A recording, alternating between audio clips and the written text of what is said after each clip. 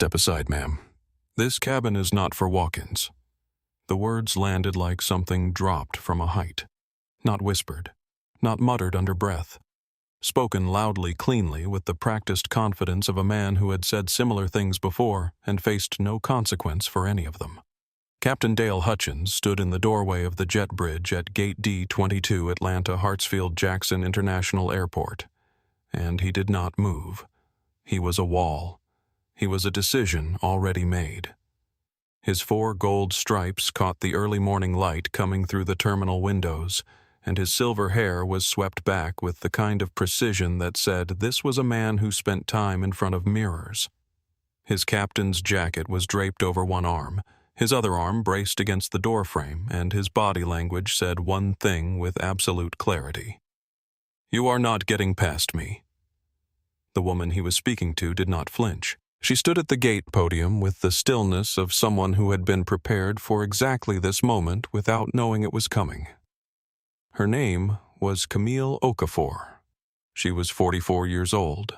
She wore a navy blazer over a white blouse, dark jeans, and simple pearl earrings that caught no light and asked for no attention. Her hair was pulled back. Her shoes were clean but not expensive. In her right hand she held a boarding pass. In her left hand she carried a black leather tote bag that was soft with use, the kind of bag that had been through airports on 4 continents and asked for nothing in return.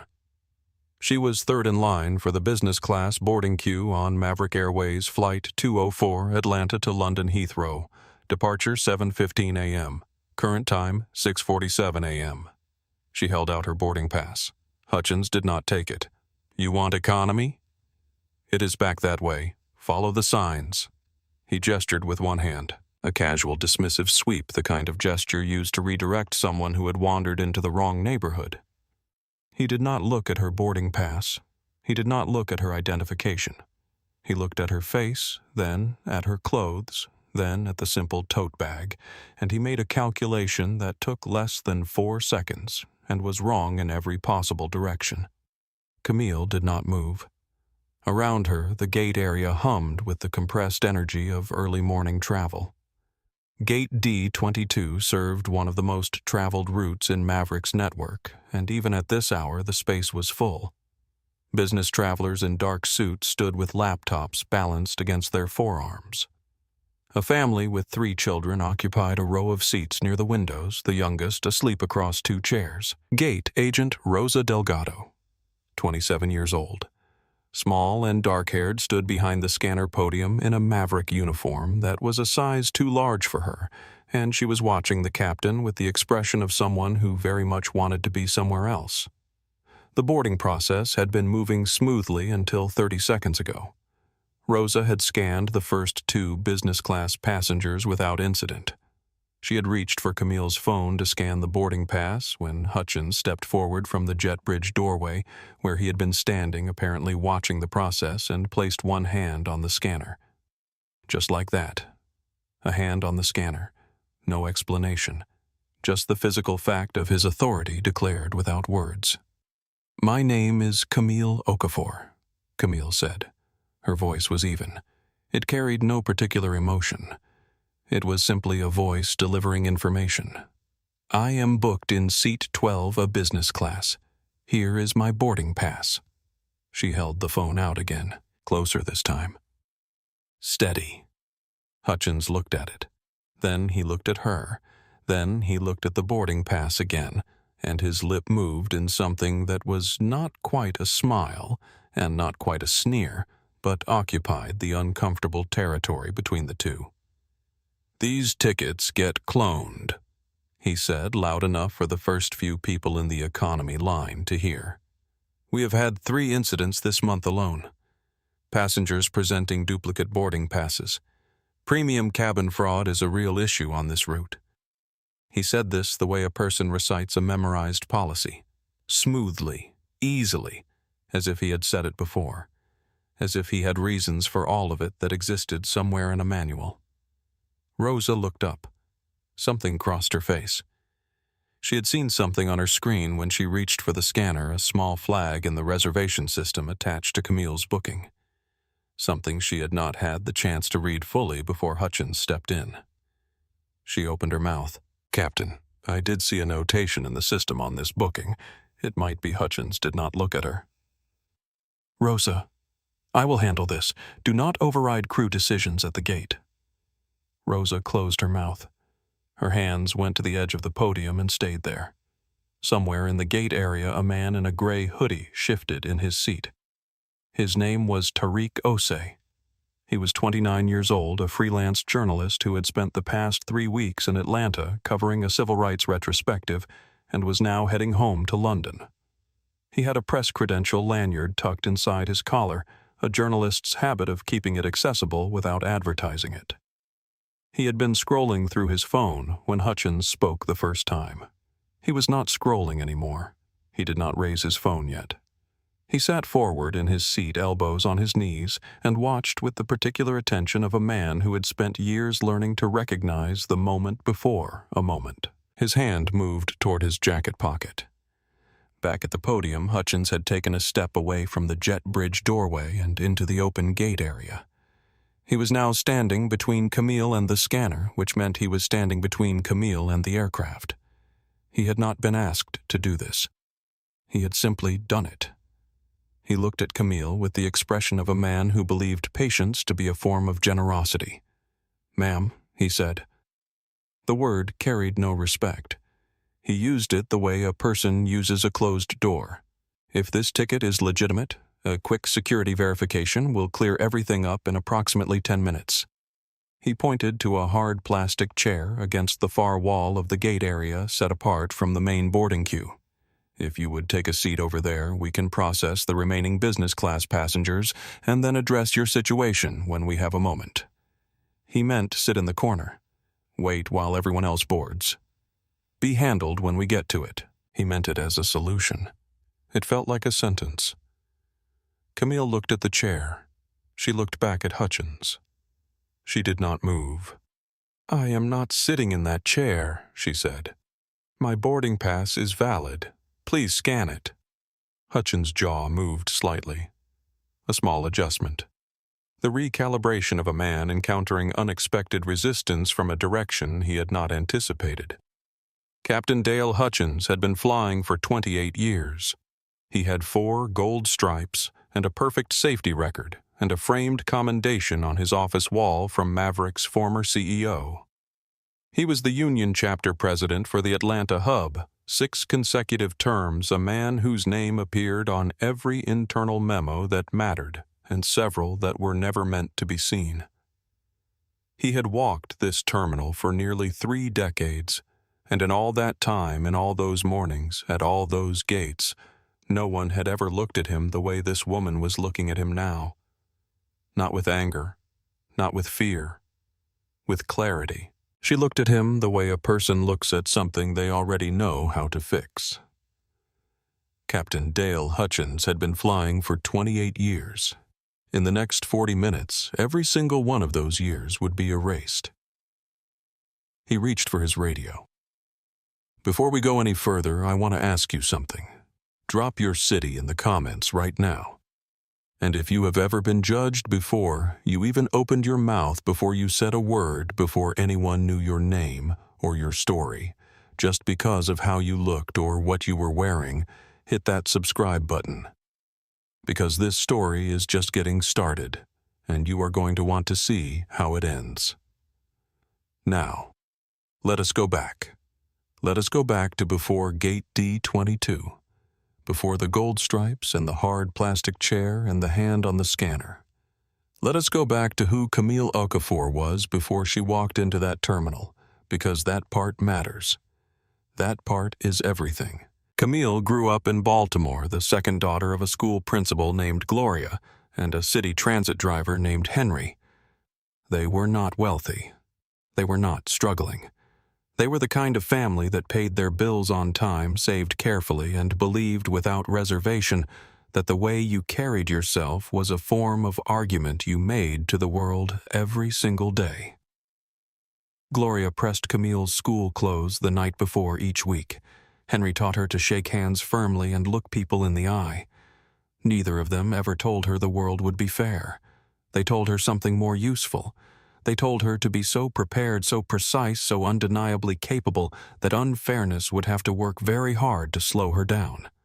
She built her first company at 29, a logistics software firm born out of a one-bedroom apartment in Baltimore with a second-hand laptop and a whiteboard she bought at a discount store and mounted to the wall with command strips. She had no investors in the beginning. She had a problem she had identified during a summer internship at a distribution company and a solution she had spent 2 years quietly building in every hour she was not at her day job. She hired her first employee at 31, her 10th at 34. By the time she was 41, the company had grown into something that attracted serious attention, and she sold it for a number that appeared in 3 financial publications and that she still privately found difficult to believe when she thought about that Baltimore apartment and the command strips and the whiteboard. She was not famous. She had chosen not to be. She did interviews rarely, turned down speaking invitations often, and had never once posted a photograph of herself on any social media platform. She moved through the world without announcement, which was both a preference and a strategy. And she had learned long ago that the less space she visibly occupied, the more carefully people revealed themselves to her. 4 days ago, she had signed a contract that changed the shape of her life. But we will get to that. Right now, what matters is what she was carrying in that black leather tote bag. A laptop. 3 dense binders filled with financial reports, route analysis, customer satisfaction data, and operational reviews. A spare blouse folded precisely, a phone charger, and a battered black notebook, its spine held together with a rubber band, its pages dense with observations written in a small, careful hand. 47 pages had already been filled during the 4 days since she signed that contract. She had been taking notes on everything. The coffee shop near the corporate office where service was distracted and the cups were never hot enough. The customer service phone line she had called anonymously twice and held for 19 minutes each time before reaching a human voice. The company website, which had 4 broken links on the booking page and a feedback form that disappeared when you tried to submit it. She was a person who noticed things. She had always been a person who noticed things, and 4 days into the most important job of her life, she was on a flight to London because Flight 204 was the most traveled international route in the company's network, and she needed to know firsthand, without any filter of deference or performance, what her passengers experienced from the moment they arrived at the gate to the moment the wheels touched down at Heathrow. She had booked the ticket herself. Her own name, her own credit card. No executive travel coordinator, no company account. She had told no one on the crew, no one at the gate, no one in Atlanta operations that she was coming. She wanted to see the real thing. She was seeing it. Now, let us talk about Captain Dale Hutchins, because understanding who he was makes what happened at that gate make a different kind of sense. He had joined Maverick Airways at 26, fresh from a regional carrier, and already carrying the confidence of a man who believed he had arrived at the place he was always meant to be. He was talented. That was real.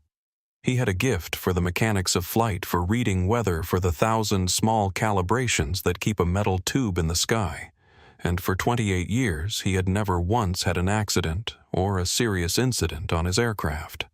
His safety record was spotless, and he was proud of it in the way a person is proud of the thing that justifies everything else about them. But there was another record, a quieter one, less clean. 3 formal complaints had been filed against him over 7 years. A passenger in 2017 who reported that he had been publicly humiliated at the gate on suspicion of ticket fraud when his ticket was entirely legitimate. A flight attendant in 2019 who reported targeted harassment and retaliatory scheduling. A gate agent in 2021 who reported that Hutchins had overridden her boarding decision without cause and dressed her down in front of a full gate area. All 3 complaints had been processed through the union grievance system. Hutchins had been the chapter president for 6 consecutive terms. 2 of the 3 complaints had been dismissed before they reached a second review. The third had been classified as resolved with no action taken. He had signed the resolution paperwork himself. He had a nickname among the junior crew at the Atlanta hub.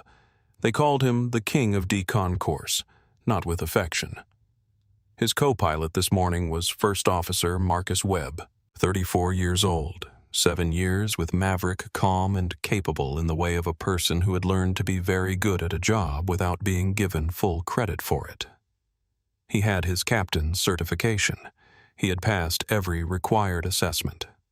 He had simply never been promoted, held in the holding pattern of a seniority list that moved slowly and favored men like Hutchins, who had been there longest and spoke the loudest. He was in the cockpit running his pre-departure checks when the situation at the gate began.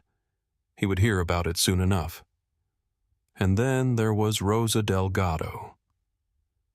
27 years old, 2 years at the gate supporting her mother and her younger brother on a salary that required careful management of every dollar. She had grown into the job with the quiet competence of someone who paid close attention and asked good questions and tried every shift to do the work the right way. She was good at her job. She was good at reading people. She had noticed the flag in Camille's reservation before Hutchins stepped in and blocked the scanner. The flag was small, the kind of notation that appeared on executive bookings, but she had not had the chance to expand it and read what it said before the situation moved past her.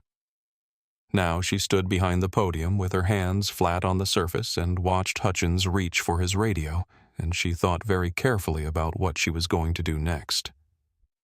Across the gate area, Tariq Osei slowly quietly took his phone out of his jacket pocket. He did not announce himself. He did not raise his phone above his head or make a production of the moment. He set the device against his knee angled toward the podium and pressed record. He had filmed police standoffs. He had filmed courtroom verdicts. He had filmed moments that took years to be recognized as important and moments that changed things overnight. He knew what the beginning of something looked like. The red light was steady and silent. The recording had begun. Hutchins spoke into his radio with the measured calm of a man performing competence for an audience. D22 to operations. Requesting security assistance at the gate. Possible boarding irregularity. Passenger presenting credentials that require verification. Stand by. He clipped the radio back to his belt and looked at Camille with the expression of a man who had just solved a problem by creating a larger one for someone else to handle. Camille looked at him for a moment. Then she placed her phone on the podium, face-up boarding pass displayed. She placed her driver's license beside it. She unzipped the side pocket of her tote bag and removed the credit card she had used to purchase the ticket and set that down as well, aligned neatly with the other 2 items. 3 pieces of documentation, all matching, all confirming the same name, all pointing in the same direction. "My identification matches my ticket," she said. "My ticket matches your reservation system. You can scan it yourself, or Rosa can scan it, or you can wait for whoever you just called. But I am not moving from this position, and I am not sitting in that chair." Hutchins looked at the 3 items on the podium the way a person looks at evidence they have already decided to discount. He picked up the driver's license with 2 fingers, holding it at an angle, as if he was examining a document of uncertain origin. He held it up briefly to the terminal light. He set it down. "These get faked too," he said. He said it with a small shrug, the gesture of a man explaining something unfortunate but inevitable to someone who may not understand how the world works. "We had a case last spring. Entire identity package very convincing. The passenger was removed by security at the gate. Turned out the card had been skimmed at a parking garage. He was not talking about Camille's card. He was constructing a general category and placing her inside it. This was not an accusation about a specific thing she had done. It was an accusation about the kind of person she was dressed up as policy." Rosa had been watching the podium screen with her hands flat on the surface. She looked up. "Captain," she said quietly. Her voice was careful. She looked at Hutchins, then at the screen, then back. "There is a flag on this booking. When I went to scan it, before I saw a notation I did not have the chance to read. "If I could just," Rosa Hutchins said without turning to look at her. "I will manage this. Do not interrupt the security process with booking notes." The word security. He had promoted this to a security process with 2 words. Rosa closed her mouth. She looked at the screen. She looked at Camille. Something passed between them. Not speech, not signal. Just the particular recognition that can travel between 2 women in a room where a man is deciding things that are not his to decide. The passengers in this boarding queue had stopped moving. Business travelers who had been scrolling through phones or adjusting carry-on bags had gone still. The family near the windows, the children who had been growing restless, had also quieted, as if the temperature in the room had changed, and everyone could feel it, even if no one yet understood why. From 2 rows back in the business class queue, a man stood up. His name was Victor Caldwell, 52 years old, a charcoal suit that had been made for his body. A Maverick Gold Elite card visible in the breast pocket of his jacket, the small gold foil edge catching the light. He had a carry-on bag in soft leather and a coffee in a paper cup that he set down on the nearest empty seat with the careful deliberateness of a man putting down something he intends to pick back up. He looked at the scene at the podium. He looked at Hutchins. He looked at Camille. And then he said in the tone of a man who considers himself a reasonable voice in an unreasonable situation, "Is there a difficulty? Some of us have connections to make." He did not look at Camille when he spoke. He looked at Hutchins as if the 2 of them were managers discussing a staffing issue, and Camille was the staffing issue being discussed. "Just a verification matter," Mr. Caldwell Hutchins said. His voice had warmed by several degrees. He used the man's name easily, the easy warmth of recognition. "We appreciate your patience." Victor nodded, satisfied. He reached for his coffee and returned to his place in the queue, but he kept his eyes on the podium. He did not stop watching. Camille had observed this exchange with the stillness of someone taking notes on a scene they already understand completely. First Officer Marcus Webb appeared in the jet bridge doorway. He had come forward from the cockpit, drawn by the activity at the gate, by the radio call, by the delay that was already eating into their departure window. He was 34 years old, medium height, with the kind of face that was easy to overlook because it rarely performed anything, it simply registered things. He looked at the scene, his eyes moving from Camille to Hutchins to the growing collection of passengers watching from the queue. He looked at Rosa's hands flat on the podium. He looked at Tariq sitting forward in his chair in the gate area with his phone positioned against his knee. He took 1 step forward. Hutchins looked at him. Just a look. No words. The look of a man who had communicated entire hierarchies through a single glance for 28 years. Webb stopped. He took a half step back, but he did not return to the cockpit. He stood in the doorway of the jet bridge, and he watched.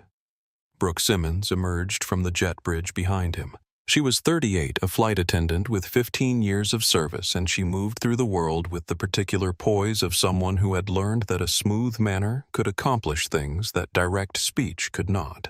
She stepped around Webb, smoothed the front of her uniform, and walked to the podium with a smile that was practiced and perfectly calibrated. "Can I help sort this out?" she asked. She directed the question to Hutchins, not to Camille. Camille was present in the question the way furniture is present in a room acknowledged by its position rather than addressed directly. Hutchins looked at her and his shoulders dropped a fraction, the small physical relief of a man who has been handed reinforcement.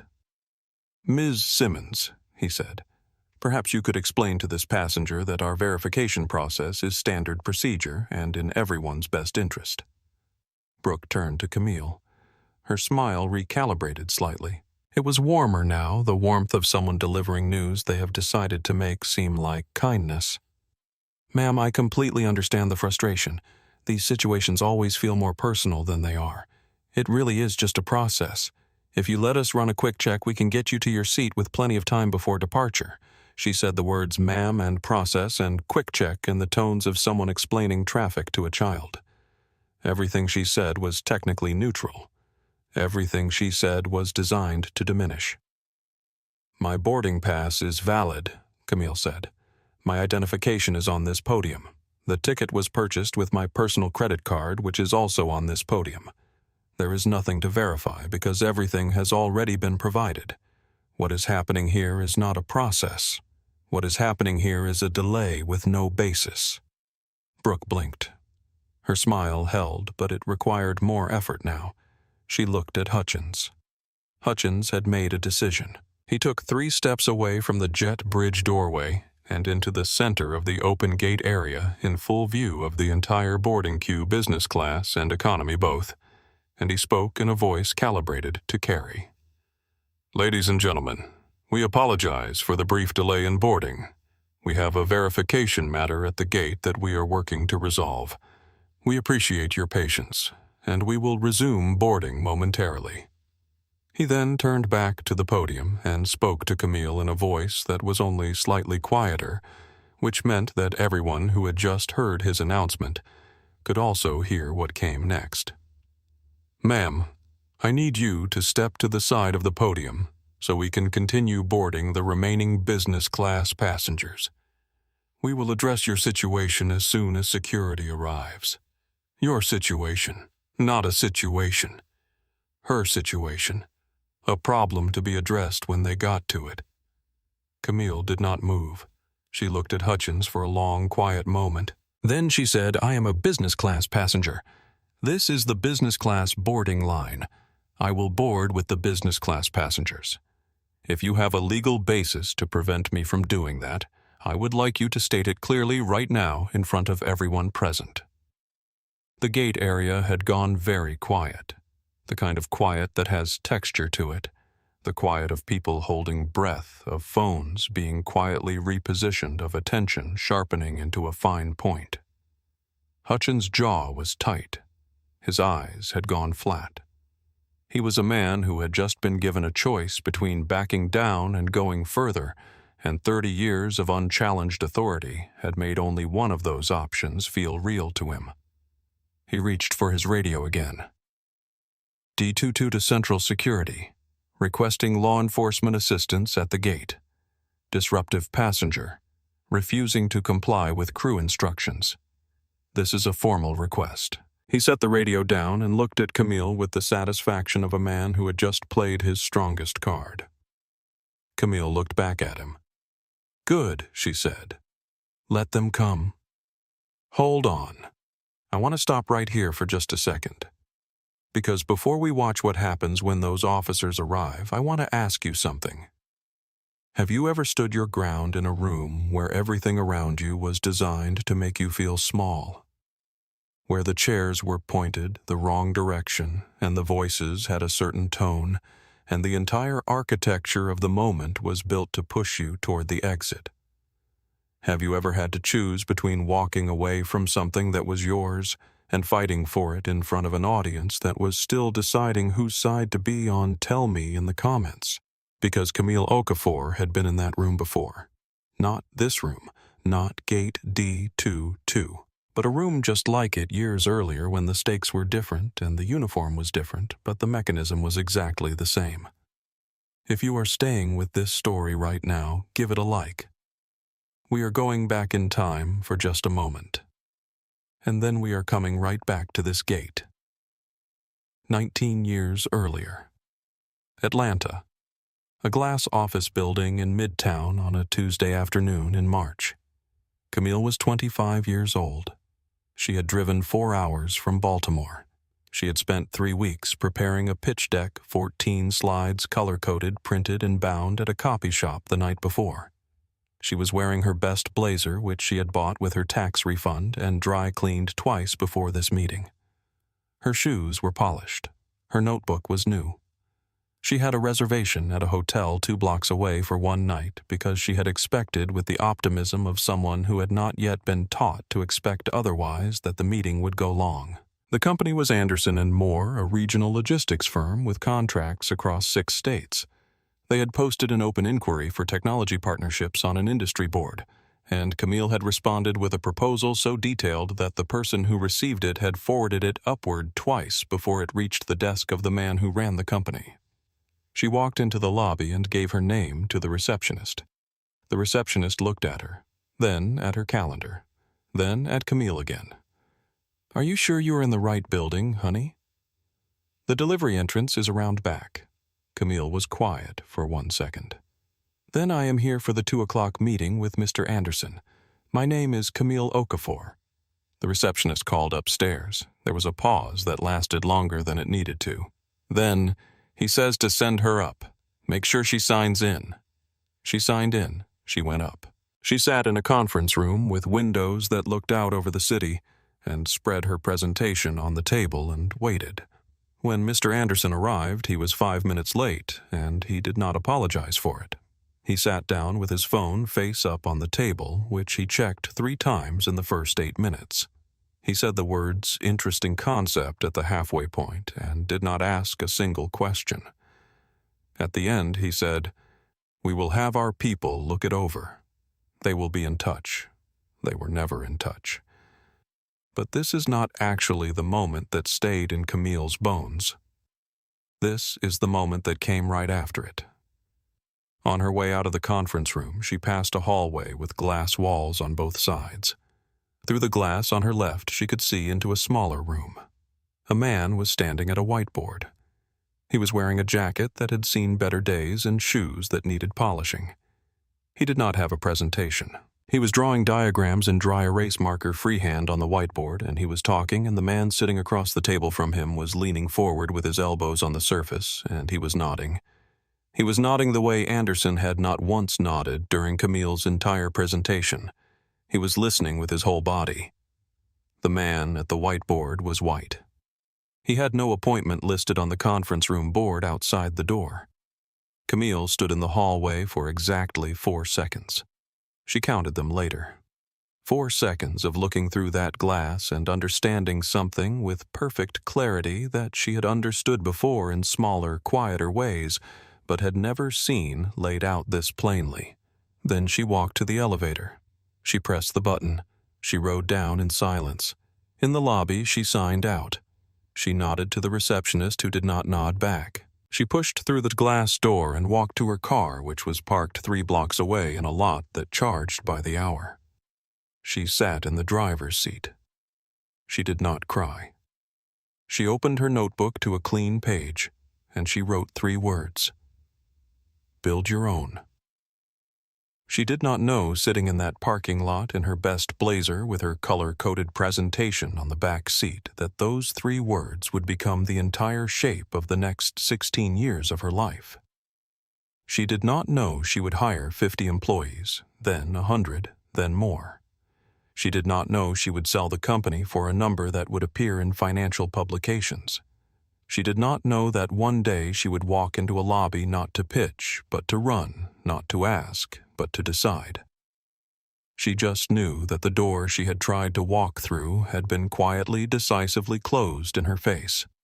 And she knew that the only answer to a closed door, the only answer that made any permanent sense, was to build a better one. Every insult had forged a piece of something. Every dismissal had sharpened an edge. She had carried it all quietly without display, and she had used it the way a builder uses pressure, not to crush, but to compact everything into something dense and permanent and load-bearing. 19 years later, standing at gate D22 with her boarding pass in her hand, Camille felt the same stillness she had felt in that hallway, the same 4-second clarity, the same decision forming somewhere below conscious thought in the part of her that had been making this particular decision since she was 25 years old and stood in front of a glass wall and understood the rules she had never been asked to agree to. She was not afraid of Captain Dale Hutchins. She was not angry at him, not yet, not in the hot and trembling way. She was something more useful than afraid, and more focused than angry. She was ready. The two airport police officers arrived at gate D-22 at 6:54 a.m. They came from the direction of the main concourse, walking with the brisk, slightly weary pace of people who have responded to too many of these calls to approach any of them with urgency until they have assessed the scene. The officer in front was male mid-40s with a face built for neutrality. His partner was female late 30s with sharp eyes that moved quickly across the gate area cataloging before she spoke. The crowd parted to let them through. Rosa stood very still behind the podium. Tariq's phone remained against his knee, the lens angled the red light steady. Victor Caldwell, back in the boarding queue, set his coffee down again. Captain Hutchins stepped forward to meet the officers with the bearing of a man greeting colleagues. "Officers, thank you for your prompt response. I am Captain Dale Hutchins, pilot in command of Flight 204. He gestured toward Camille without looking at her, the gesture a man uses to indicate a filing cabinet that is in the wrong location. "This passenger has been attempting to board with credentials I have been unable to verify. She has refused my request to step aside for a security check and has been non-compliant with repeated crew instructions. As pilot in command, I have the authority to deny boarding to any passenger. I determine presents a safety concern, and I am formally exercising that authority." He said it cleanly. He had clearly rehearsed the arc of it or something close to it in his head during the minutes since he called for assistance. He used the phrase pilot in command twice and safety concern once, which gave the statement a legal texture without making any specific claim that could be immediately disproven. The male officer whose badge read Torres looked at Camille. "Ma'am, can I see your identification, please?" Camille had already picked up her driver's license from the podium. She held it out. "And your boarding pass?" She showed him the phone. Torres looked at the license. He looked at the boarding pass. He handed both to his partner, Officer Navarro, who walked to the podium and stood beside Rosa. She typed something. She waited. She looked at the screen. "The name on the boarding pass matches the reservation," she said, her voice carrying no particular inflection. "Ticket is confirmed paid. Seat 12, a business class. No flags in the security database." Torres turned to Hutchins. "Captain, her documents are in order. Can you describe specifically what the safety concern is?" Hutchins did not miss a beat. "The passenger has been agitated and uncooperative since she approached the gate. Her demeanor has been concerning throughout. 28 years of experience flying commercial aircraft gives a pilot a particular sensitivity to behavioral patterns that suggest elevated risk. This individual has been erratic, confrontational, and unwilling to comply with basic crew instructions, all of which are documented indicators that we are trained to treat seriously." He said it with the authority of expertise. He used the words trained and documented and indicators. None of it was true. All of it was designed to sound as though it came from a manual. Officer Torres looked at Camille, then back at Hutchins. "She is standing still," he said carefully. "She is not raising her voice. She is responding to our questions cooperatively. She is being cooperative now because law enforcement is present," Hutchins said.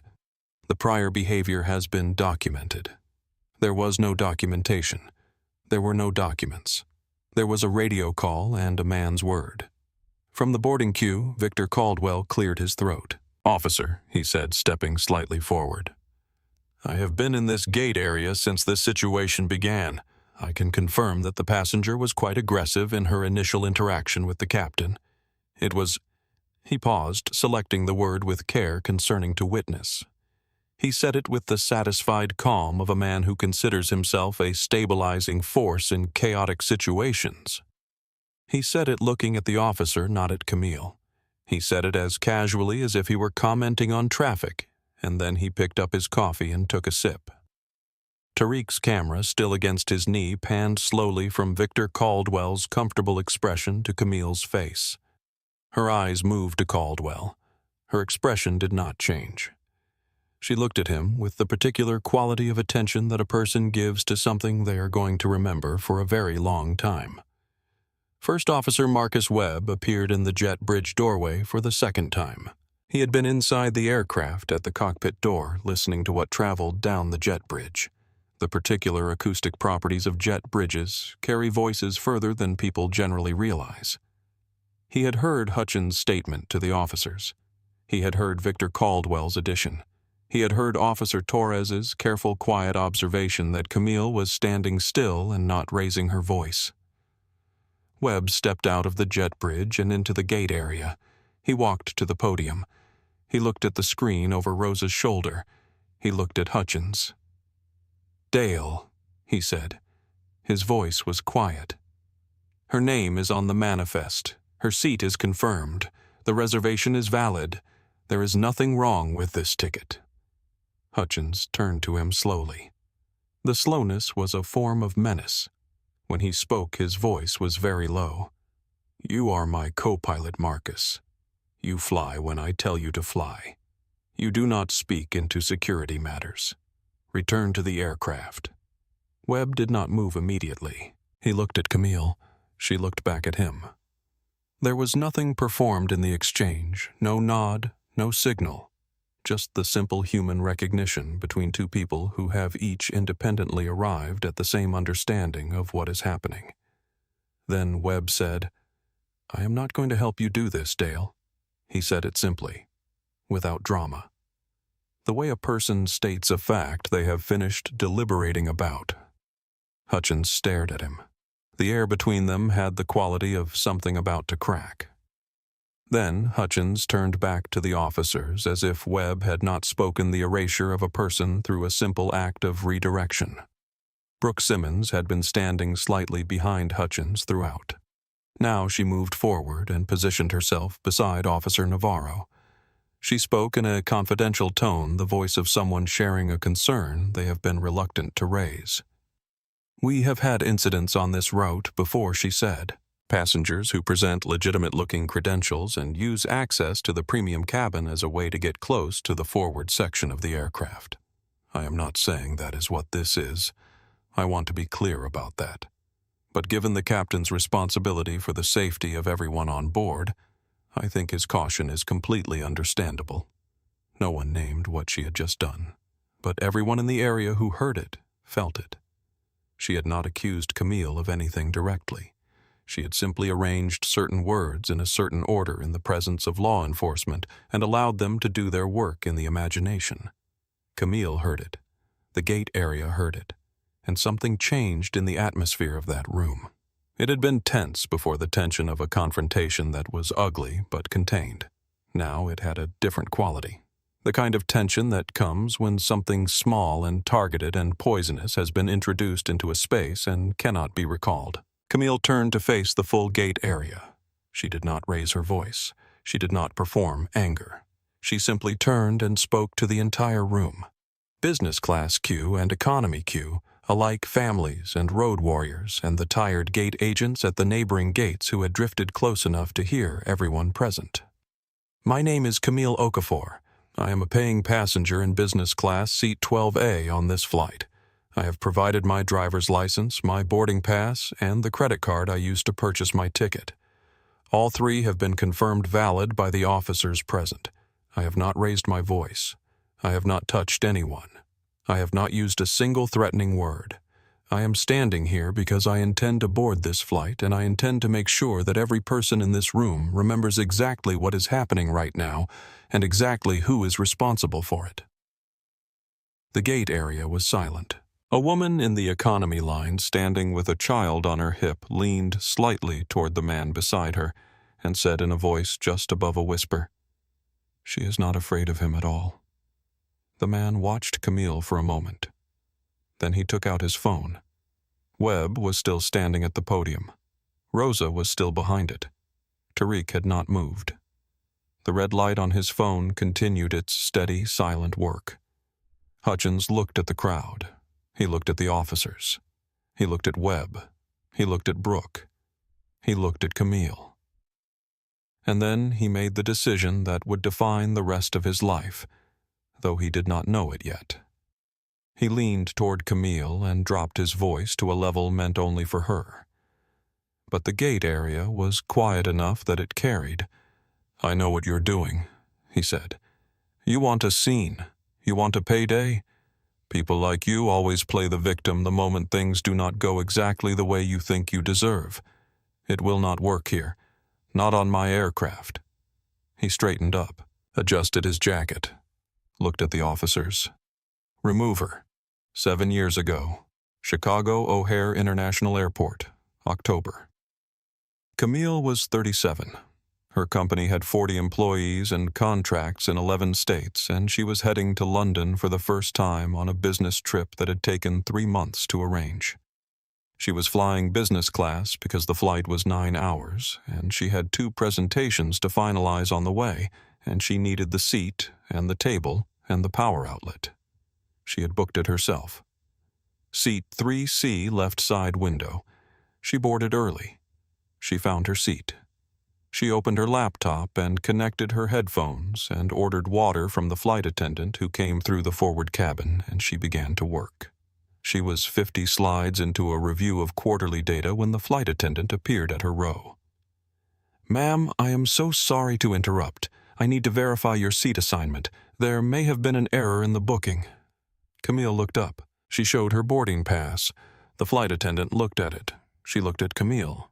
She said, "Let me just check this with my colleague. 1 moment." She went away. She was gone for 4 minutes. Camille continued working. When the flight attendant returned, she had a colleague with her.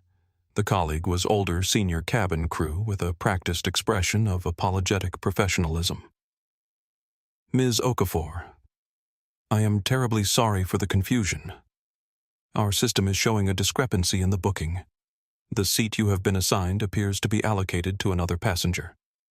She smiled the smile of a woman delivering information she hopes will be received gracefully. "We do have a seat available for you."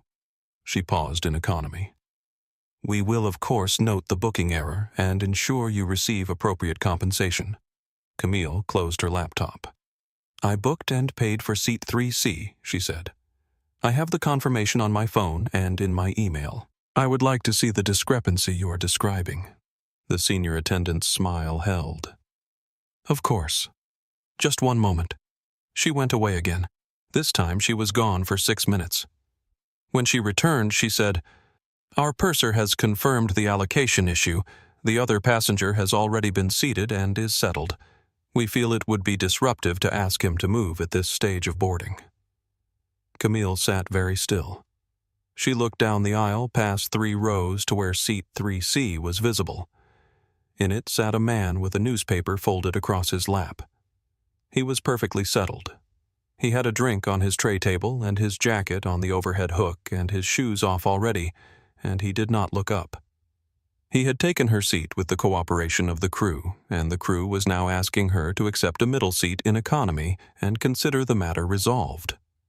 Camille looked at the senior attendant. "I am not moving," she said. "This is my seat. The person in it is in my seat. I would like you to address that." The attendant's smile developed a quality of strain. "Ma'am, we are asking for your cooperation to avoid delaying the flight." The flight was delayed anyway. It was delayed by 40 minutes while Camille stood in the aisle and declined politely and completely to accept the economy seat. Eventually, with visible reluctance, with sighing with the particular kind of service that communicates that the customer is being accommodated. Despite themselves, the man in seat 3C was asked to move. He had been given a first-class upgrade as compensation for the inconvenience. He took it without looking at Camille. He did not appear to know that the seat he had been given was not his. Camille sat down in seat 3C. She put her headphones back in. She opened her laptop. She was shaking slightly, which she would not have admitted to anyone, and she was furious in the clean and focused way she had learned to be furious, the way that did not burn the house down but heated everything in it to a temperature that was useful. Somewhere over the Atlantic, when the cabin was dark and most passengers were asleep, she had opened her notebook. She wrote for a long time. Near the end of what she wrote toward the bottom of the page, she set down 1 sentence and underlined it twice. "The next time someone takes something that belongs to me, they will have to look me in the eye when they do it. And they will remember it for the rest of their life." She capped her pen. She closed the notebook. She looked out the window at the dark water far below. She had not forgotten that sentence. It had traveled with her in the same notebook through 6 more years and 4 more notebooks and 10 more flights, and eventually to a corner office and a signed contract and a flight she booked herself because she needed to know the truth about the company she had just been trusted to lead. Now standing at gate D-22 while the captain told the officers to remove her, Camille felt that sentence move through her the way a deep breath moves something that had been held a long time, finally releasing. The notebook was in her tote bag. It had a new page now. Gate D-22. Atlanta was written at the top in her small, careful hand. This time the ending would be different. Officer Torres looked at Hutchins. "Captain," he said carefully, "I cannot remove a passenger who has not violated any law. Her documents are valid. She has not been disruptive in my presence. She has not made threats. I need you to give me something specific and documented before I can take any action here." Hutchins' face tightened. The composed authority he had been wearing began to show its edges. "I am the pilot in command of a commercial aircraft," he said. "Federal aviation regulations give me final authority over who boards.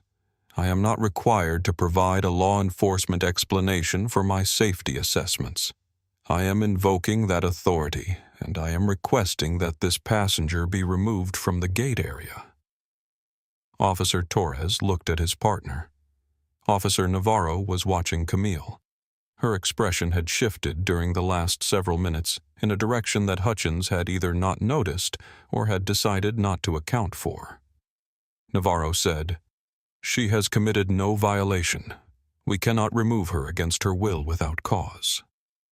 Hutchins drew himself up. His voice dropped, but the intensity increased. "Then I will ground this flight." He said it the way a person says a thing that has worked before, with the confidence of someone who has threatened this particular thing and watched the threat succeed.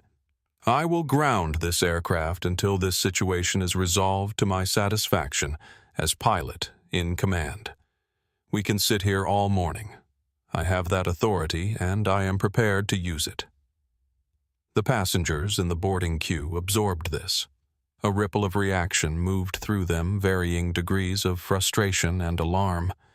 Victor Caldwell set his coffee down again, this time harder. He stood up. "Look," he said, addressing the officers with the practiced ease of a man who has spent decades being listened to. "I think we have let this go far enough."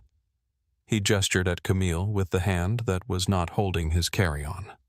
"Clearly, there is some kind of mix-up. I have been a Maverick Gold Elite member for 11 years. I have connections to make. I am asking as a long-standing customer and as someone who witnessed the initial interaction that whoever needs to be removed is removed so we can board." He said it without malice. That was the particular quality of it. There was no viciousness in his voice.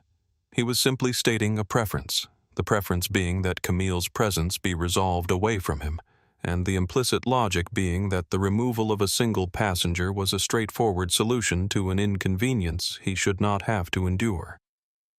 Tariq's camera captured his face as he finished speaking. It captured the total absence of anything like doubt. Brooke Simmons moved.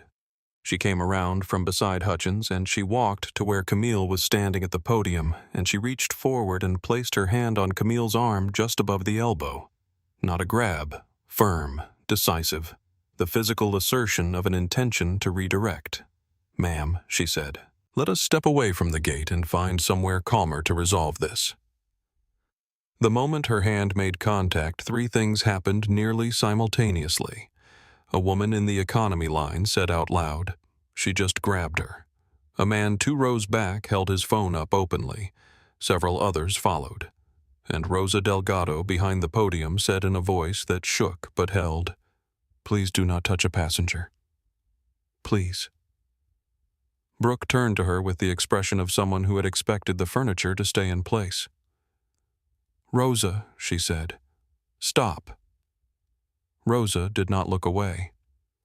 At the jet bridge doorway, Marcus Webb watched Brooke's hand on Camille's arm, and something settled in him, the last small uncertainty resolved. He walked forward. Not quickly. Deliberately. He came to the podium and he stood beside Camille, not in front of her, not as a shield, but simply beside her, as one person stands beside another person when they want to make clear which side of something they are on. He looked at Hutchins. Dale. Her ticket is valid. Her credentials are valid.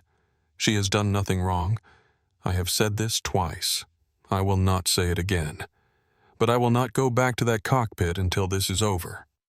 Hutchins looked at him for a very long time. The look had changed. It was no longer the authoritative dismissal he had been using. It was the look of a man calculating how much of the room has shifted and finding the answer unacceptable. Then he did what cornered people do when they have only one move left. He made it. He turned to Camille. He did not lower his voice. He did not look around at the crowd or at the cameras or at the officers who were still present and watching. He stood in front of her in the middle of Gate D-22 in the full light of the Atlanta morning, and he said it. I have been flying for 28 years. I have the final word on who boards this aircraft, and my final word is no. I do not need a reason beyond my authority. But since you want one, since you are determined to stand here and force this, I will give you one. You do not look like someone who belongs in that cabin. You never have, and you never will. He straightened his jacket. He looked at the officers. Remove her from this gate. The gate area was completely silent. From the economy line near the back, a child's voice carried through the silence, small and clear and without any understanding of what it was asking. The child looked up at her mother and said, "Why is he being so mean to her?" Nobody answered. Several adults looked at the floor. Several more did not. Rosa Delgado, behind the podium, had closed her eyes for one breath. When she opened them, her expression had changed.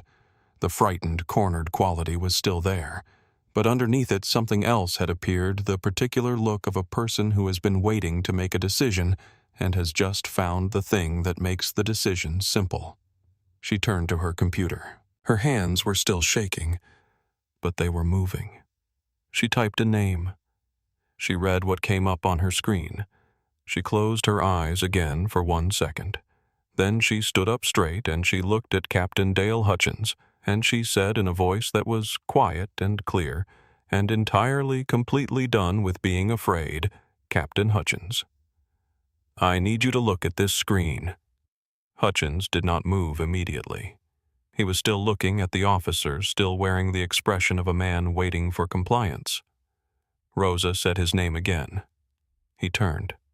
Rosa tilted her monitor slightly, not toward the crowd, but toward the podium's open side where Hutchins and the 2 officers were standing. The screen was visible from there. It was also visible at the right angle from where Victor Caldwell was standing in the queue, and from where Brooke Simmons was standing beside the podium, and from where Marcus Webb was standing next to Camille. On the screen was an internal company email. It had been sent 4 days ago to all Maverick Airways employees. It had a letterhead at the top with the Maverick logo in blue and gray. It had a photograph professionally taken in which a woman in a dark blazer sat at a conference table and looked directly at the camera with calm, direct eyes. Beneath the photograph was a name. Beneath the name was a title in bold black letters. Chief Executive Officer, Maverick Airways. Hutchins looked at the screen. He looked at the photograph. He looked at Camille. He looked at the photograph again. The blood left his face in a tide that was visible from 3 feet away. It was the kind of physical change that a person cannot perform, cannot fake, cannot control. His color went from the high, confident flush of a man in full command to the flat gray-white of a man who has just understood something irreversible. Officer Torres leaned forward to look at the screen. He straightened up slowly. He did not say anything. He took a small, unconscious step backward. Officer Navarro looked at the photograph and then at Camille, and something in her expression completed itself some equation she had been working on for the last 20 minutes. Victor Caldwell was close enough to read the screen without moving. He read it. His coffee cup stopped halfway to his mouth. It stayed there for a moment, and then he lowered it very carefully, the movement of a man who needs to think about his hands, because he cannot think about anything else. Brooke Simmons, still standing beside the podium, looked at the screen from 3 feet away. She read the name. She read the title. She read the photograph. Her hand, which had been resting at her side, lifted slightly, as if she might reach for something, and then fell back. She took a step away from Camille, then another. Marcus Webb could not see the screen from where he was standing, but he watched Hutchins' face. He watched the color leave. He watched Brooke step back. He felt something release in his chest, the tension of a man who has been holding a position at personal cost and has just been told it was worth it. Camille spoke. She did not raise her voice. She did not smile. She did not perform triumph or satisfaction. She simply spoke in the same quiet, level voice she had been using since she walked through the doors of Terminal D 2 hours earlier. Captain Hutchins. My name is Camille Okafor. I am the Chief Executive Officer of Maverick Airways.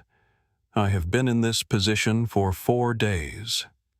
I booked this flight under my own name with my own personal credit card without notifying the crew or the gate staff because I needed to observe the customer experience on this route directly and without the distortion that comes when people know who is watching. She paused. Let the air settle. I was not announced because I wanted to see exactly what I was inheriting. She looked at him steadily. Now I know. Hutchins opened his mouth. His voice, when it came, was a different instrument than it had been an hour ago. The resonance was gone. The authority was gone. What was left was the sound of a man searching for footing in a place that had become entirely without ground. Ms. Okafor. There was no notification to the crew about executive travel on this route. Our protocol for there are procedures that are standard for situations where a passenger's credentials require. I did not receive any indication that Camille raised one hand. Just slightly. He stopped. You told me I do not look like someone who belongs in that cabin, she said. You said it in front of 2 law enforcement officers. You said it in front of a gate full of passengers. You said it in front of your own co-pilot who tried to tell you twice that you were wrong. And you said it in front of a camera that has been recording for the last 32 minutes. She turned her head toward Tariq Osei in the gate area. Tariq had not lowered his phone. He had not moved. He gave a single small nod. Everything said at this gate today has been documented, Camille said. I want you to be very clear about that. Hutchins was very still. He looked like a man trying to locate an argument inside himself and finding the shelves empty. Victor Caldwell, without making eye contact with anyone, had quietly picked up his carry-on bag and begun to edge back toward his seat in the boarding queue. He was doing this with the careful, low-profile movement of a man who hopes that geography will create the impression of distance from recent events. Tariq's camera tracked him for a moment. Just a moment. Brooke Simmons had smoothed the front of her uniform jacket. She had clasped her hands in front of her. She was looking at a point somewhere to the left of Camille past her into a middle distance that contained nothing specific. Rosa Delgado let out a long, slow breath. She had been holding it seemed, for some time. Marcus Webb did not move. He was still standing beside Camille. He was not looking at Hutchins with anger. He was looking at him with the particular expression of someone who has watched a choice be made and its consequence arrive in the same moment. The 2 officers looked at each other. Officer Torres quietly unclipped his radio from his belt. This was very clearly now a matter above his pay grade. He spoke into it in a low voice requesting supervisory presence at D-22. Now Camille looked at Rosa. Rosa, she said, the first time she had used her name in that tone. the tone of someone acknowledging another person's presence in the full weight of it. "Will you please scan my ticket?" Rosa looked at her. Her eyes were glassy, but her hands were steady. She picked up the scanner. She held it out. Camille held up her phone. The scanner passed over it. The machine beeped. Green. Okafor Camille. Seat 12A, boarded. From somewhere in the gate area, a person began to clap. Then another. Then a third. It was not a roar. It was not a performance. It was the sound of something being released that had been held too long in a space that was too small for it. Camille turned once more to Hutchins. He was standing in the jet bridge doorway, the same doorway where he had stood as a wall an hour ago. He looked smaller in it now. Not physically, but the way a person looks smaller when the thing that was inflating them is gone. She said, "I have one more thing to say to you, Captain. You were right that you have been flying for 28 years. You were right that experience matters, but experience is only worth what you build with it. And what you built with yours is standing right here in front of you this morning." She picked up her tote bag from the floor where she had set it down 15 minutes ago. She looked at the crowd of passengers who had watched everything. What would you have done in Camille's position? Drop your answer below. And if you believe that every passenger deserves to be treated with dignity regardless of what they look like or what they are wearing, please share this video, because more people need to see this story. She walked toward the jet bridge. Frank Calloway arrived at Gate D-22 at 7:03 a.m. running. He was 58 years old, Maverick's head of operations, and he was running in dress shoes across the polished terminal floor with his tie loosened and his phone pressed to his ear, and the expression of a man receiving information at a rate faster than he can process it. He had received 3 calls in the last 4 minutes. The content of all 3 was the same. The details had differed slightly. The emotional register had not differed at all. He skidded slightly at the gate entrance, saw Camille. His face made a sequence of adjustments that moved through relief, horror, apology, and something approaching professional despair, all in approximately 2 seconds. "Ms. Okafor," he said, coming to a stop. "Ms. Okafor, I cannot begin to express," Frank Camille said. Her voice was calm. "Save the expressions for a moment. Here is what happens now." She had thought through the next sequence. Not in the last 4 minutes, not even in the last hour. She had thought about what accountability looked like in an organization, what it required, and what it produced for 20 years of building and leading and watching cultures form and deform. She knew what to do. She had always known what to do. She had simply been waiting for the authority to do it. She spoke clearly without drama, and she addressed each person directly, which is how accountability is done when it is done correctly. Not through a memo, not through a process that begins after the moment has cooled. Now, here, in front of everyone who was present. "Captain Hutchins," she said, turning to where he was still standing. He looked at her. The gray-white pallor had not fully left his face. "You are suspended, effective this moment pending termination. Your access credentials to the aircraft, to any Maverick terminal, and to the crew operations system are revoked immediately. You will not board this flight. Frank, please ensure that his credentials are deactivated before I take my seat." Frank had already pulled out his phone. He was typing before she finished the sentence. Hutchins straightened. His voice had changed again, migrating back towards something that wanted to be the authority he had carried for 28 years, finding it was not there. "You cannot do this here. The union will file whatever they choose," Camille said. "We have 32 minutes of footage, 2 police officers as witnesses, and 3 years of complaints that were buried through your union office. File everything you want." She turned to Brooke Simmons. "Ms. Simmons, you physically restrained a passenger without cause. You made an insinuation to law enforcement that had no basis in fact and was designed to endanger a passenger's standing in a legal proceeding. You are placed on administrative suspension pending full investigation. You are not to interact with passengers or crew on this property today." Brooks' composure held for exactly one more second. Then it cracked just at the edges, a hairline fracture in the practiced smooth surface. "I was following the captain's direction," she said. "I know Camille said. That is what the investigation will determine. Whether you followed it or chose it." She turned to Webb. "First Officer Webb." Webb had not moved from where he was standing. He looked at her the way a person looks at something they are not certain is real. "You attempted to de-escalate this situation twice," she said. "You were overruled by your superior both times and humiliated in front of passengers and crew for trying to do the right thing. You did not stop trying." She paused. "How long have you been a first officer?" 7 years, Ms. Okafor. "Are you certified for the 777? He swallowed. "Yes, ma'am. I have my captain's certification. I have simply not been promoted." Camille looked at him steadily.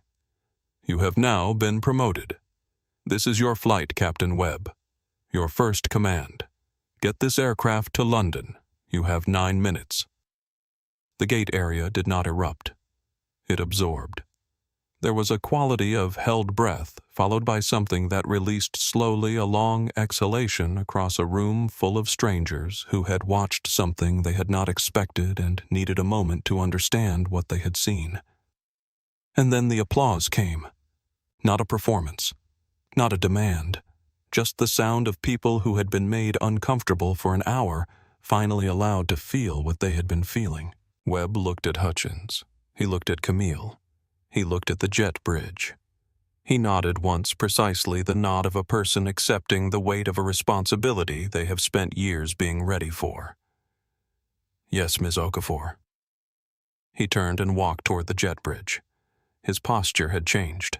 It was not arrogance, nothing like that.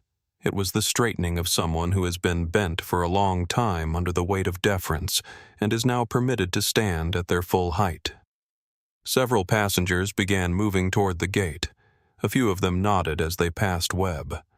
One man said simply, "Well done," and Webb did not stop walking, but something in his face registered it. Camille moved to the podium. She stopped in front of Rosa. Rosa was trying not to cry.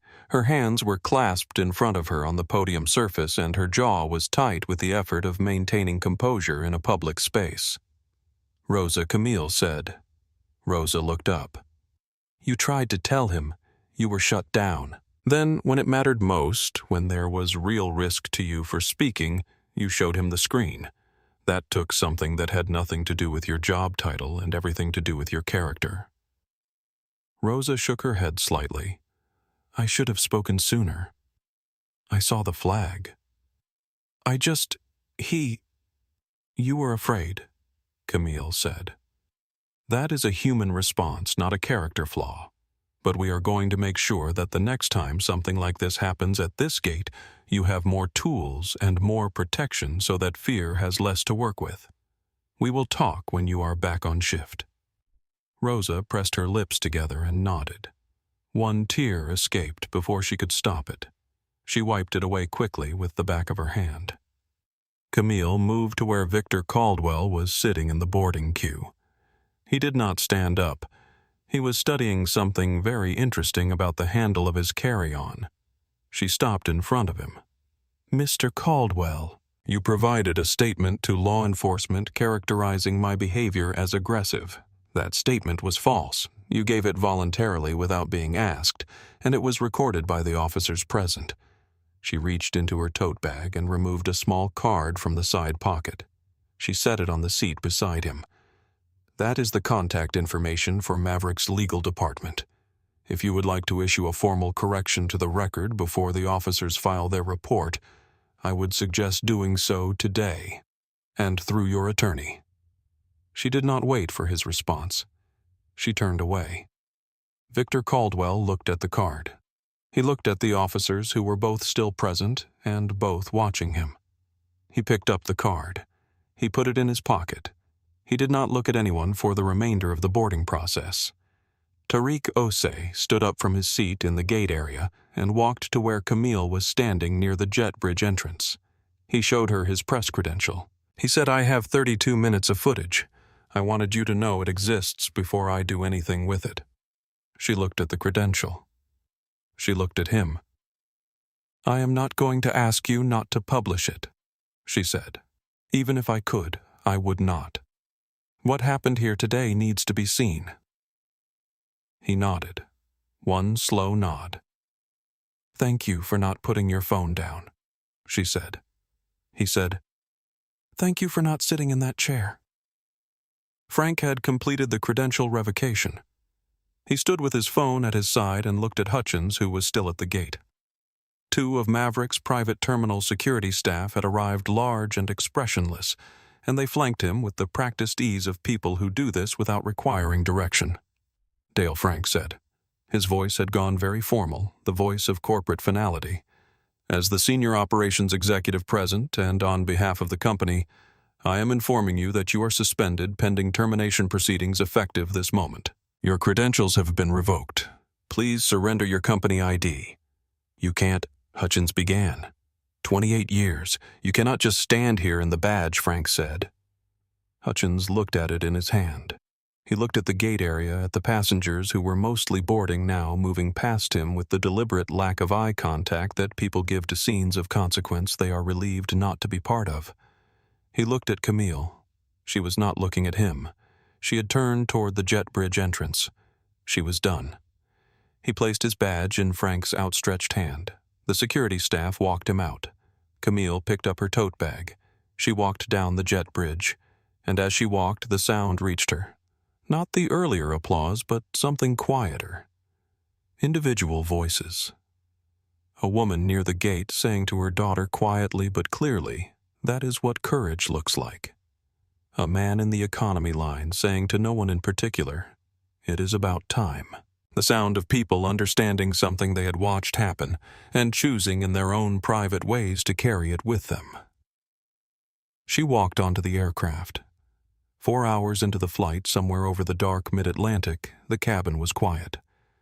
Most of the business class passengers were asleep or had their headphones in, sealed into the private spaces of their seats. The window shades closed, the overhead lights dimmed. The aircraft moved through the night at 39,000 feet with the steady, enveloping hum that makes long flights feel like time outside of time. Camille was not asleep. She was in seat 12A with the window shade open, looking at the darkness outside and the faint reflection of the cabin light on the glass. Her laptop was open, but she was not looking at it. On the tray table beside it was her notebook, open to a new page, and she had been writing for 2 hours. Not notes about catering or Wi-Fi connectivity or seat configuration, something longer. Something that had been forming since the moment she walked through gate D22 and felt the full weight of what she had inherited. The aircraft was running perfectly. The service had been attentive and warm. She had observed Diana Morales, the senior purser, work the forward cabin with 22 years of professional instinct, calm and precise and quietly excellent. She had watched a younger flight attendant named Ben spend 10 patient minutes explaining the entertainment system to an elderly passenger 2 rows back. She had eaten the dinner and found it adequate but not memorable. She had made a note about the catering contractor. She had found the Wi-Fi slow and made a note about the provider. She had found her seat comfortable and the cabin temperature well managed and the service quiet and professional. The crew was good. That mattered. And something about the flight's quiet competence, its steady normality after the catastrophic abnormality of the morning, was making the morning feel more precise in her mind, not less. She was thinking about the buried complaints. She was thinking about the union. She was thinking about the fact that Hutchins had been able to do what he did because the structures around him had been built not deliberately, not with a stated intention to enable bigotry, but through years of small decisions and avoidances and protections that had compounded into something that functioned exactly like a wall that stopped certain voices and let certain others through, a wall that had been invisible because the people it most disadvantaged had never been in a position to name it publicly. Until this morning, Diana Morales appeared beside her seat. She was carrying a glass of water, and she set it down on the tray table with the quiet professionalism of someone who has a reason for approaching beyond the water. She looked at Camille. Something in her expression had the quality of a decision made. "Ms. Okafor," she said quietly, "I know who you are now. I heard what happened this morning from the gate agents. I wanted to come and say something, and I have been sitting with whether to say it for the last 2 hours." Camille closed her notebook. She looked up. "Sit down," she said. "Please." Diana sat in the empty seat across the aisle. She glanced once toward the back of the cabin, instinctive, the checking gesture of someone who has spent years calculating the cost of being seen saying certain things. Then she turned back and spoke. Captain Hutchins had been a problem for a long time, she said, longer than most people in that gate area would have known. There were 3 flight attendants who filed formal complaints against him over 7 years. One of them, a woman named Priya, had fought hardest. She had documented everything, kept copies escalated through every channel she was told to use. She had her route reassigned 6 months after the complaint was filed. Nobody called it retaliation. The paperwork called it an operational restructuring. She is still on a regional route with lower pay and no explanation she was ever officially given. She paused. She looked at her hands in her lap. The way he treated certain passengers. Diana continued. It was not random. It was consistent. Women traveling alone. People of color in premium seats. Anyone who did not look like what he had decided his aircraft was for. He had a phrase he used with crew sometimes quietly when he thought it was only the right people listening. She hesitated. He called it maintaining standards. Camille was very still.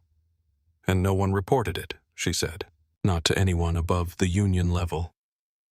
Diana gave a small, exhausted sound that was not quite a laugh. Report him, to whom she said. He ran the union chapter.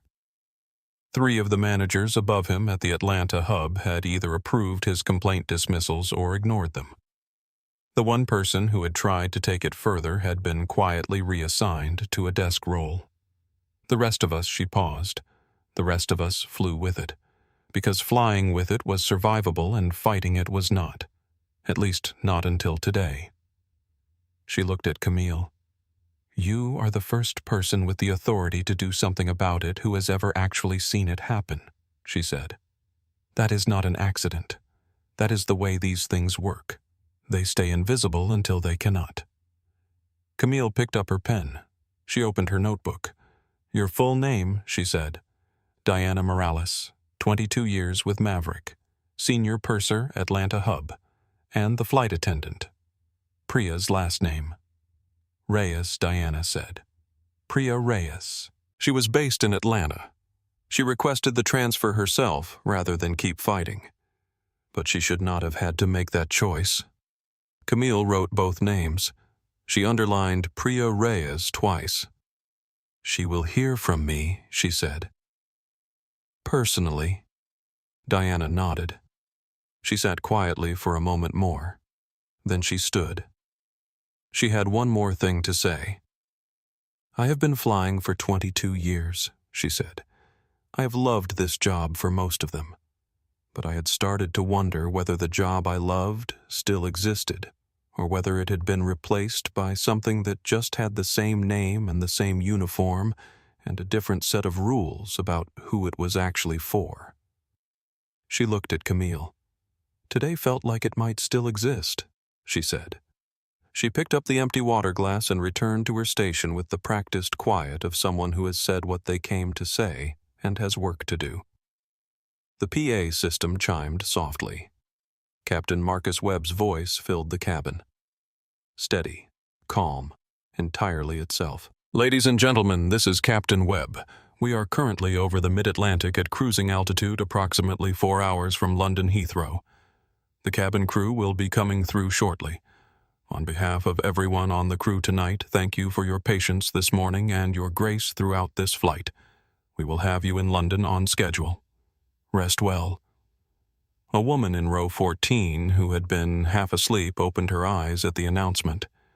She reached over and touched her husband's arm. "He sounds different," she said softly. "He sounds like he actually means it." Her husband listened to the silence after the PA clicked off. Then he said, "Yeah, he does." Camille turned back to the window. The darkness outside was absolute and enormous and full of stars that were too faint to see from the ground. She picked up her pen. She opened her notebook to a new page. She wrote for a long time. London. Heathrow was gray and quiet in the early morning, the way it always is at that hour. Mist on the runways and the distant sound of engines and the particular English light that is not quite morning and not quite night, but something patiently in between. Camille was the last passenger off the plane. She stood at the cockpit door with her tote bag on her shoulder and knocked once lightly. Webb opened it. He was finishing his shutdown checklist, hands moving through the familiar sequence with the ease of someone who has done it 1,000 times and is only now, for the first time, doing it in the right chair. He looked up. Something in his face had not fully settled. He was still, she could see, calibrating the reality of the last 11 hours against everything that had come before them. "Captain Webb," she said.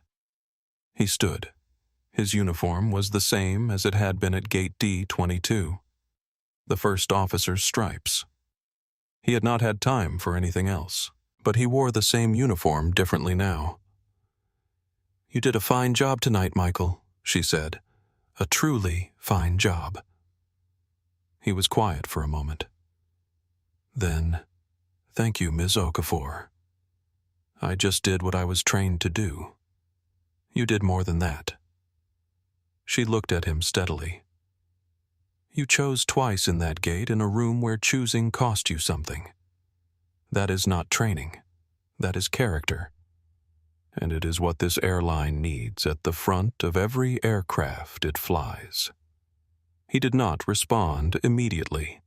She watched him receive it, absorb it, let it settle into the place where things become real rather than provisional. "Your promotion is permanent," she said. "HR will have the paperwork when you land back in Atlanta. Your pay is retroactive to this morning." He looked at her. His voice, when it came, was a quieter version of itself. "I do not know what to say." "Then say nothing," she said. "Just be the kind of captain that Dale Hutchins never was. The kind who protects every passenger. The kind who lets his crew speak. The kind who looks at a boarding pass and sees a person." He nodded once. Slow, real. She walked off the plane. 6 weeks later, the full shape of the consequences became clear, and they were both broader and more complete than Hutchins had imagined when he had stood in that doorway with his 4 gold stripes and his certainty. Dale Hutchins was terminated. His union filed its grievance with immediate confidence, citing wrongful termination. Maverick's legal team responded not with a brief, but with a binder. 340 pages. Diana Morales' full statement. Rosa Delgado's screen recording of the gate system at the time of the confrontation. Tariq Osei's 32-minute video complete and unedited.